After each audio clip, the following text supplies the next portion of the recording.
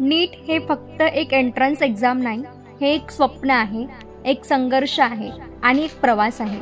अशा प्रवासाचा जिथे लाखो विद्यार्थी दरवर्षी स्वतःला सिद्ध करायला सज्ज होतात. कधी अभ्यासात रात्र जागरण, कधी मॉक टेस्टमध्ये कमी मार्क्स, कधी टेन्शन, कधी कंपॅरिझन, कधी अपयश आणि कधी स्वतःवरच शंका.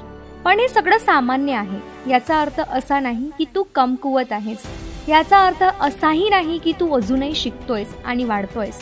सक्सेस ही एखाद्या दिवशी मिळणारी गोष्ट नाही, ती रोजच्या रुटीनमध्ये तयार होते.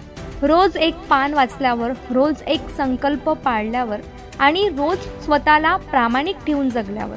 हो, कधी कधी वाईट दिवस येतात, पेपर टफ जातो, अटेम्प्ट चुकतात, फ्रेंड्स पुढे निघून जातात. पण लक्षात ठेव, comparison is the thief of Joy. तुला तुला तुला तुला हरवायचं आणि पुन्हा नव्याने जिंकायचं.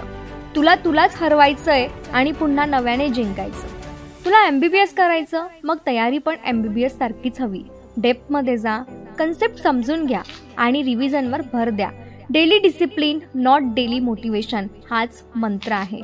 पॅरेंट्सचं स्वप्न, स्वतःचा आत्मसन्मान आणि त्या पांढऱ्या कोटाचा मान, हे सगळं वर्थ आहे. पण फक्त तेव्हाच जेव्हा तू स्वतःवर विश्वास ठेवतोस.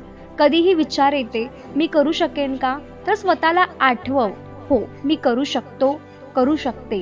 कारण माझा हेतू शुद्ध आहे आणि माझी मेहनत खऱ्या मनापासून आहे.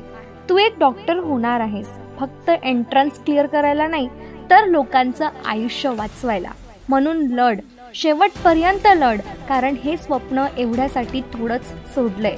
Believe in yourself. आणि नीट फक्त एक एक्झाम आहे, पण तुझं आत्मविश्वास, मेहनत आणि धैर्य हेच तुला तुझ्या डेस्टिनेशनपर्यंत घेऊन जाणार आहे.